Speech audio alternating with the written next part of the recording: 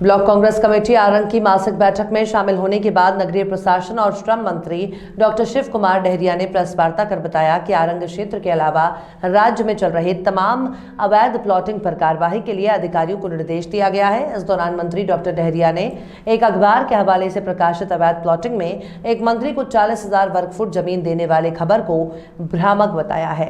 उन्होंने पत्रकारों से कहा कि राज्य सरकार पर लगाया गया यह आरोप निराधार और दुर्भावनापूर्ण है। इस दौरान उन्होंने दस्तावेज प्रस्तुत करते हुए कहा कि निकायों द्वारा अवैध प्लॉटिंग करने वालों को लगातार नोटिस देकर कानूनी कार्रवाई करने का कार्य किया जा रहा है। उन्होंने कहा कि इस मामले में अधिकारियों को जांच और कानूनी कार्रवाई के लिए निर्देश दिया गया है ताकि मामले में किस मंत्री को 40,000 वर्ग फीट जमीन दिया गया है उसका खुलासा हो। आरंग में चल रहे तमाम अवैध प्लॉटिंग करने वाले लोगों को 2 महीने पहले से 17 नोटिस जारी किए गए हैं, जिसमें एसडीएम, राजस्व तहसीलदार को सीएमओ द्वारा कार्रवाई करने के लिए पत्राचार किया गया। इसके साथ ही और उप पंजीयक को अवैध प्लॉटिंग के भूखंडों की रजिस्ट्री नहीं करने के लिए भी पत्र लिखा गया था। पूर्व में भी विभाग द्वारा राज्य भर में अवैध कॉलोनाइजर और बिल्डर्स के खिलाफ कानूनी कार्यवाही करते हुए उनको जेल भेजा गया है। इस दौरान ब्लॉक कांग्रेस कमेटी अध्यक्ष कोमल सिंह साहू, शहर कांग्रेस कमेटी अध्यक्ष भारती देवांगन, नगर पालिका अध्यक्ष चंद्रशेखर चंद्राकर, जनपद पंचायत अध्यक्ष अखिलेश देवांगन, पार्षद राम मोहन लोधी, दीपक चंद्राकर, समीर गौरी, गौरीबाई देवांगन, खिलावन निषाद, सूरज सोनकर, मंगलमूर्ति अग्रवाल और राजेश्वरी साहू सहित कांग्रेस कार्यकर्ता उपस्थित थे। ना उनके नेता लोग हमारे जनता के लिए कोई काम करने को तैयार हैं, नहीं। पिछले चुनाव में 15 साल के उनके कार्यों का मूल्यांकन हमारे छत्तीसगढ़ की जनता ने किया है और उनको 90 सीट में 14 सीट में सिमटा कर रख दिया है। आने वाले समय में ये 14 सीट भी और कम हो जाएंगे और आने वाले समय भी कांग्रेस की सरकार बनेगी।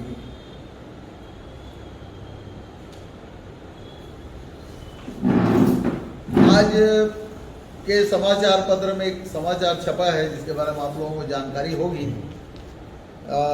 ये अवैध प्लाटिंग करने वालों का कॉन्फिडेंस मंत्री को दिया 40,000 वर्ग फीट प्लाट।